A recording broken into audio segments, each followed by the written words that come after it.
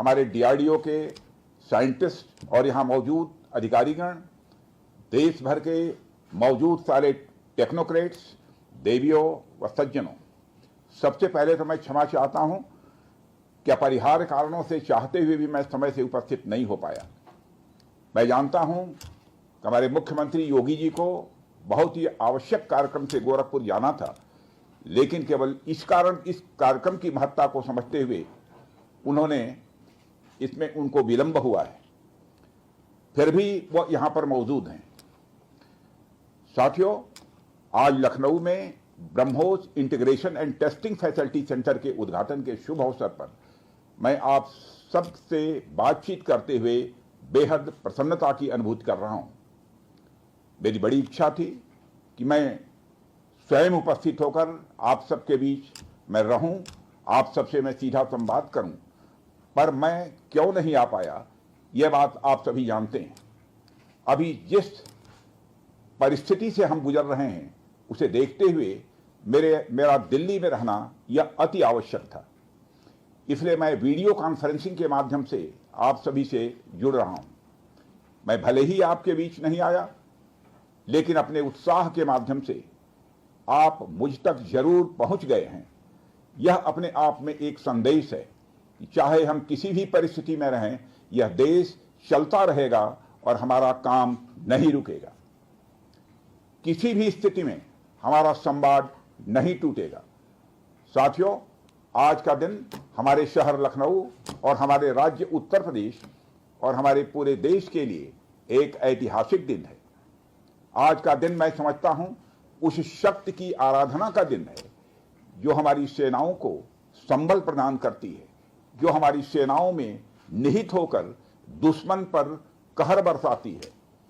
आज का दिन मेरे लिए व्यक्तिगत रूप से बहुत ही महत्वपूर्ण है, क्योंकि मैंने अपने शहर लखनऊ के लिए एक सपना देखा था कि मेरा शहर भारत के डिफेंस सेक्टर को मजबूत करने में एक बड़ा योगदान दे। वह सपना अब पूरा हो रहा है। साथियों, BrahMos integration and testing facility का उद्घाटन इसलिए भी महत्व रखता है क्योंकि आज का दिन बहुत ही खास है। आप सब तो जानते ही हैं कि आज नेशनल टेक्नोलॉजी डे है। आज ही के दिन 1998 में श्रद्धेय अटल बिहारी वाजपेयी जी के नेतृत्व में हमारे वैज्ञानिकों ने पोखरण में परमाणु परीक्षण करके दुनिया को भारत की ताकत दिखाई थी। और वह परीक्षण हमारे साइंटिस्ट, इंजीनियर्स, डिफेंस पर्सनल और कई अन्य स्टेक होल्डर्स के अथक प्रयासों का ही परिणाम था। यह हमारे वैज्ञानिकों तथा इंजीनियर्स को मान्यता देने, उनको रिकॉग्नाइज करने और उनके कंट्रीब्यूशन को एक्नॉलेज करने का दिन है। मुझे अच्छी तरह याद है जब मैंने इसका शिलान्यास किया था, उस समय माननीय मुख्यमंत्री श्री योगी आदित्यनाथ जी भी थे। उस दौरान मैंने यह इच्छा जाहिर की थी कि जितनी जल्दी हो सके इस प्रोजेक्ट को पूरा कर लिया जाए। और मुझे यह देखकर बेहद खुशी हुई कि आप लोगों ने मेरी भावना का सम्मान रखा और महज 40 महीने में इस प्रोजेक्ट को पूरा करके दिखाया। आज हमारे आसपास जैसी परिस्थितियां हैं उसे देखते हुए यह बेहद जरूरी हो जाता है कि हम अपने लक्ष्यों को ऐसे ही समयबद्ध तरीके से पूरा करते रहें। इस मौके पर मैं उत्तर प्रदेश के माननीय मुख्यमंत्री श्री योगी आदित्यनाथ जी का विशेष आभार प्रकट करता हूं। यदि इतने कम समय में ब्रह्मोस की इंटीग्रेशन एंड टेस्टिंग फैसिलिटी की स्थापना हो सकी तो इसके पीछे योगी जी का बहुत बड़ा योगदान है। मैं डीआरडीओ, हमारे वैज्ञानिक, हमारे इंजीनियर्स और इस प्रोजेक्ट से जुड़े हर व्यक्ति और संस्था को मैं हृदय से बधाई देता हूं। आप लोगों ने दिन रात मेहनत करके इस इंटीग्रेशन एंड टेस्टिंग फैसिलिटी को खड़ा किया है। देश भर के वैज्ञानिक, इंजीनियर्स और युवाओं का योगदान हमें इस फैसिलिटी सेंटर में देखने को मिलेगा। मैं आपकी मेहनत और लगन को नमन करता हूं। साथियों, हमारी सरकार जब उत्तर प्रदेश में डिफेंस कॉरिडोर के विजन को लेकर आगे बढ़ी थी तो उस समय हमारे सामने अनेक बड़े लक्ष्य थे। उन तमाम लक्ष्यों में से हमारा एक उद्देश्य यह भी था कि हम उत्तर प्रदेश को एक बार फिर देश के प्रोडक्शन सेंटर के रूप में डेवलप करें। यूपी डिफेंस कॉरिडोर लखनऊ सहित कानपुर, झांसी, चित्रकूट, आगरा और अलीगढ़ से होकर गुजरता है और ये सभी नोड्स आने वाले समय में विकास के नए केंद्र बनकर उभरेंगे। साथियों, एक उदाहरण मैं आपके सामने रखूं तो आप में से बहुत लोगों को पता होगा, एक समय कानपुर और आसपास का क्षेत्र प्रोडक्ट्स की मैन्युफैक्चरिंग के लिए जाना जाता था। आर्थिक रूप से यह क्षेत्र बहुत ही समृद्ध था। इसे मैनचेस्टर ऑफ द ईस्ट कहा जाता था। लेकिन आजादी के बाद अनेक कारणों से आर्थिक प्रगति की राह में यह क्षेत्र पिछड़ता गया और कहीं पीछे छूट गया। मैं उन कारणों में तो नहीं जाना चाहूंगा, पर कहना यह चाहता हूं कि यूपी डिफेंस कॉरिडोर के निर्माण के बाद यह क्षेत्र फिर से एक बार अपने पुराने वैभव को प्राप्त करने की ओर आगे बढ़ चला है। मुझे इसमें कोई संदेह नहीं है कि कानपुर विकास की उन ऊंचाइयों को छुएगा जो दुनिया के विकसित क्षेत्रों के लिए अनुकरणीय होगा। कल को वेस्ट में कोई क्षेत्र जब बहुत अधिक प्रगति करेगा तो उसे कानपुर ऑफ द वेस्ट कहा जाएगा। इसी प्रकार डिफेंस इंडस्ट्रियल कॉरिडोर के सभी नोड्स को डेवलप करने के लिए हम पूरी तरह से कमिटेड हैं। मुझे यह भी बतलाया गया है कि अभी उत्तर प्रदेश डिफेंस कॉरिडोर में aircraft manufacturing, UAV, drones, ammunition, composite and critical materials, small arms, textile तथा पैरासूट आदि में मेजर इन्वेस्टमेंट किए गए हैं। एक अच्छी बात यह है कि इस डिफेंस कॉरिडोर में हमें पब्लिक सेक्टर और प्राइवेट सेक्टर दोनों की ही बड़ी अहम भागीदारी दिखाई दे रही है। साथियों, जब मैं प्राइवेट सेक्टर की भागीदारी की बात कर रहा हूं तो मुझे यह बताते हुए बड़ी खुशी हो रही है कि लखनऊ में ही पीटीसी इंडस्ट्रीज लिमिटेड द्वारा titanium and super alloy material plants की शुरुआत की जा रही है। इसके अलावा 7 एडिशनल क्रिटिकल प्रोजेक्ट्स की भी नींव इस समय रखी जा रही है। यह निश्चित रूप से रक्षा क्षेत्र में भारत की आत्मनिर्भरता की गति को और तेज करेगा। मैं इसके लिए श्री सचिन अग्रवाल को भी बधाई देना चाहता हूं। हमारा सपना है कि उत्तर प्रदेश दुनिया के टॉप डिफेंस प्रोडक्शन और एक्सपोर्ट डेस्टिनेशन के रूप में जाना जाए। आज जो ब्रह्मोस फैसिलिटी शुरू हो रही है, मैं समझता हूं वह यूपी डिफेंस कॉरिडोर का यह गौरव होगा। यह सिर्फ उत्तर प्रदेश का ही नहीं बल्कि देश का सबसे बड़ा BrahMos integration and testing facility centre है। यह रक्षा क्षेत्र में भारत की आत्मनिर्भरता के प्रयास को भी मजबूती प्रदान करेगा। साथियों, जहां तक ब्रह्मोस का प्रश्न है तो आप सभी यह जानते हैं कि ब्रह्मोस दुनिया के सबसे तेज सुपरसोनिक क्रूज मिसाइल्स में से एक है। ब्रह्मोस सिर्फ एक हथियार नहीं है बल्कि यह अपने आप में एक मैसेज है। मैसेज हमारी आर्म्ड फोर्सेस के स्ट्रेंथ का है। मैसेज दुश्मन के प्रति हमारी डेटरेंस का है, प्रतिरोधक क्षमता का है। मैसेज हमारी बॉर्डर्स की सेफ गार्डिंग के हमारी प्रतिबद्धता का है। साथियों, पोखरण परमाणु परीक्षण में महत्वपूर्ण योगदान देने वाले मिसाइल मैन और हमारे पूर्व राष्ट्रपति डॉक्टर एपीजे अब्दुल कलाम ने यह कहा भी था कि unless India stands up to the world, no one will respect us in this world. Fear has no place, only strength respects strength. अर्थात दुनिया कमजोरों का नहीं बल्कि शक्तिशाली का सम्मान करती है। उनका विजन था कि हमें अपनी ताकत को और मजबूत करना होगा। जब तक कोई देश ताकतवर नहीं होगा, दुनिया उसका सम्मान नहीं करेगी। आज भारत दुनिया के सबसे शक्तिशाली राष्ट्रों में से एक है। हम लगातार अपनी ताकत और बढ़ा रहे हैं और मैं समझता हूं कि आज जो फैसिलिटी सेंटर शुरू हो रहा है, यह भारत की शक्ति को और मजबूत करने में सहायक होगी। साथियों, यह केवल एक फैक्ट्री का उद्घाटन भर नहीं है बल्कि मैं समझता हूं कि रक्षा क्षेत्र में भारत की आत्मनिर्भरता की दिशा में एक बहुत बड़ा कदम है।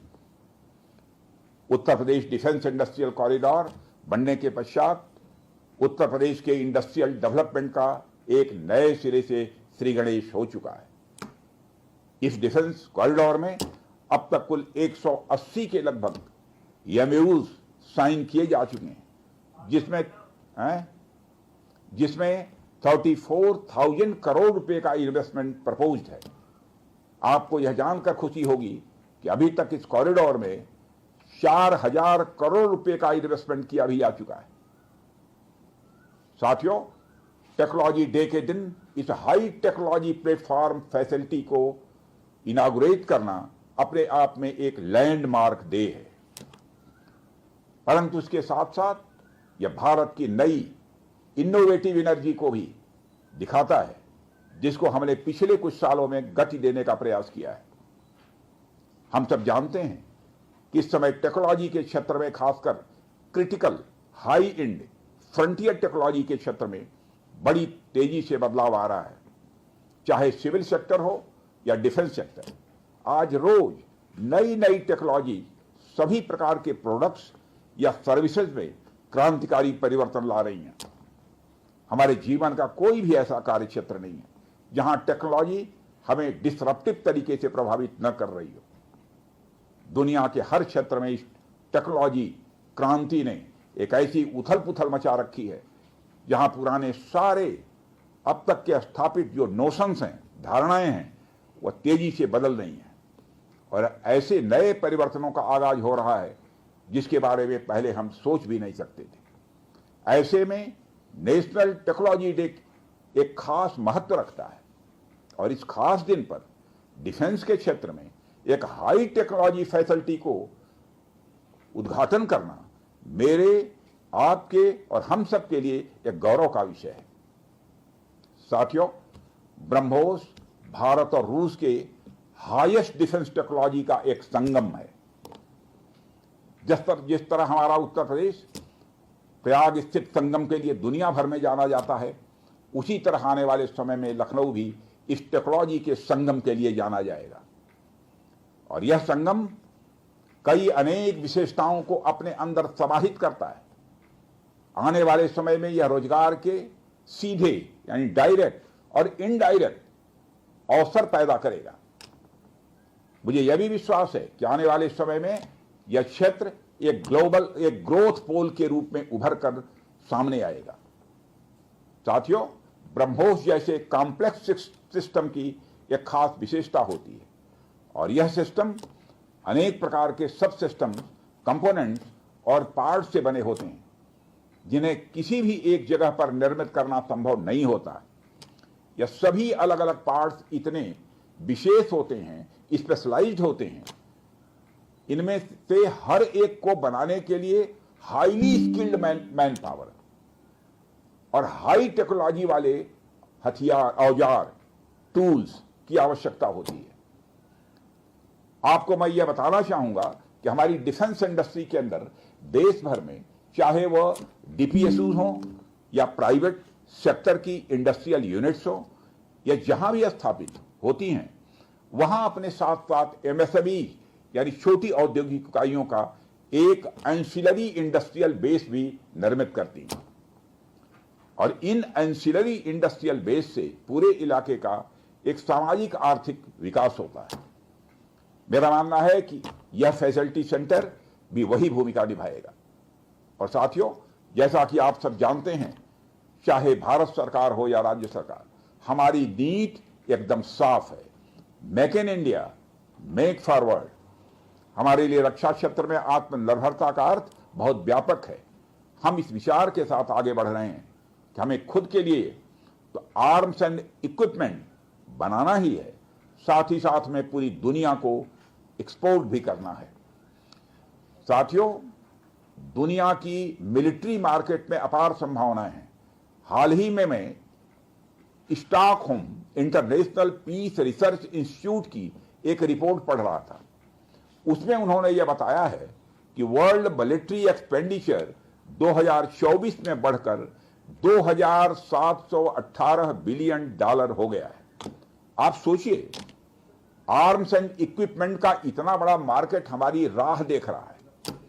इसलिए हमें बेहद मजबूती से भारत को दुनिया के लिए एक अट्रैक्टिव डिफेंस प्रोडक्ट हब के रूप में विकसित करने की ओर आगे बढ़ना ही होगा।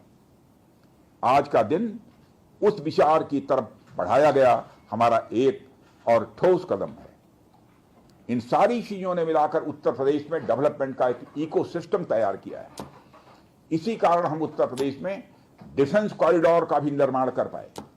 हमने लखनऊ में डिफेंस एक्सपो का भी आयोजन किया। हमने डीआरडीओ के टेस्टिंग सेंटर DTTC की भी स्थापना की। और आज जिस ब्रह्मोस फैसिलिटी का उद्घाटन यहां हो रहा है, इस फैसिलिटी की शुरुआत से ही लगभग 500 डायरेक्ट और 1000 इनडायरेक्ट रोजगार सृजित होंगे। यह भी कहीं ना कहीं उस इकोसिस्टम के कारण ही संभव हो पाया है जो श्री योगी आदित्यनाथ जी ने यहां डेवलप किया है। यानी हमारी डबल इंजन की सरकार उत्तर प्रदेश में खेल से लेकर खेत तक, कल्चर से लेकर कनेक्टिविटी तक, पुलिस से लेकर पॉलिसी तक और टेक्नोलॉजी से लेकर टूरिज्म तक हर क्षेत्र में विकास कर रही है। इसलिए मैं उत्तर प्रदेश सरकार को पुनः बधाई देता हूं। हर तरीके से उत्तर प्रदेश और भारत के डेवलपमेंट को लेकर हमारा संकल्प, हमारा समर्पण और हमारी प्रतिबद्धता और भी मजबूत होती जा रही है। साथियों, 11 मई को पोखरण से जो आत्मविश्वास प्रारंभ हुआ था, आज लखनऊ में वह और मजबूत हो रहा है।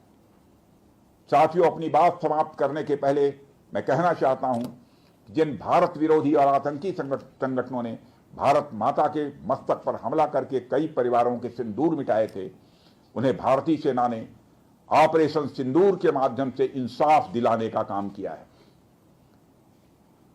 और इसके लिए आज सारा देश भारतीय सेनाओं का अभिनंदन कर रहा है। ऑपरेशन सिंदूर सिर्फ एक सैन्य कार्रवाई भर नहीं है, बल्कि भारत की राजनैतिक, सामाजिक और सामरिक इच्छा शक्ति का प्रतीक है। यह ऑपरेशन आतंकवाद के खिलाफ भारत की दृढ़ इच्छा शक्ति का और सैन्य शक्ति की क्षमता और संकल्प शक्ति का भी प्रदर्शन है। हमने दिखाया है, भारत आतंकवाद के खिलाफ जब भी कोई कार्रवाई करेगा तो आतंकवादियों और उनके आकाओं के लिए सरहद पार की जमीन भी सुरक्षित नहीं रहेगी। भारतीय सेनाओं ने ऑपरेशन सिंदूर को पाकिस्तान में मौजूद आतंकी ढांचा ढहाने के उद्देश्य से लॉन्च किया था। हमने उनके आम नागरिकों को कभी निशाना नहीं बनाया था, मगर पाकिस्तान ने न केवल भारत के नागरिक इलाकों को निशाना बनाया, बल्कि मंदिर, गुरुद्वारा, गिरजाघर पर भी हमले करने का प्रयास किया। भारतीय सेना ने शौर्य और पराक्रम के साथ साथ संयम का भी परिचय देते हुए पाकिस्तान के अन्य ठिकानों पर भी प्रहार करके करारा जवाब दिया है। हमने केवल सीमा से सटे सैन्य ठिकानों पर ही नहीं कार्रवाई की, बल्कि भारत की सेनाओं की धमक उस रावलपिंडी तक सुनी गई जहां पाकिस्तानी फौज का हेडक्वार्टर मौजूद है। मित्रों, भारत में आतंकवादी घटनाएं करने और कराने का क्या अंजाम होता है, यह पूरे विश्व ने उरी की घटना के बाद देखा, जब हमारी सेना ने पाकिस्तान में घुसकर सर्जिकल स्ट्राइक की। पुलवामा के बाद देखा जब बालाकोट पर एयर स्ट्राइक की गई, और अब पहलगाम की घटना के बाद दुनिया देख रही है कि जब भारत ने पाकिस्तान के भीतर घुसकर मल्टीपल स्ट्राइक्स की हैं। आतंकवाद के खिलाफ जीरो टॉलरेंस की नीति पर चलते हुए हमारे यशस्वी प्रधानमंत्री श्री नरेंद्र मोदी ने स्पष्ट कर दिया है कि यह नया भारत है जो आतंक के खिलाफ सरहद के इस पार और उस पार दोनों तरफ प्रभावी कार्रवाई करेगा। यह हमारे प्रधानमंत्री जी ने स्पष्ट रूप से यह संदेश दे दिया। मैं एक बार फिर से BrahMos integration and testing facility centre और इस प्रोजेक्ट में शामिल सभी स्टेक होल्डर्स को हार्दिक बधाई देता हूं। मैं साथ ही पीटीसी इंडस्ट्रीज लिमिटेड को भी उनके एम्बिशियस प्रोजेक्ट पर हृदय से बधाई देता हूं। इन तमाम प्रोजेक्ट्स की शुरुआत पर मैं लखनऊ और उत्तर प्रदेश की जनता को भी बधाई देता हूं, जो इस ऐतिहासिक पहल का हिस्सा बन रही है। अंत में मैं आप सभी का आभार प्रकट करते हुए अपनी बात को समाप्त करना चाहता हूं, और आप सभी से मैं खेद भी व्यक्त करता हूं कि निर्धारित समय पर मैं इस कार्यक्रम में उपस्थित नहीं हो सका, लेकिन देर आया दुरुस्त आया। आप सबको बहुत बहुत धन्यवाद। जय हिंद।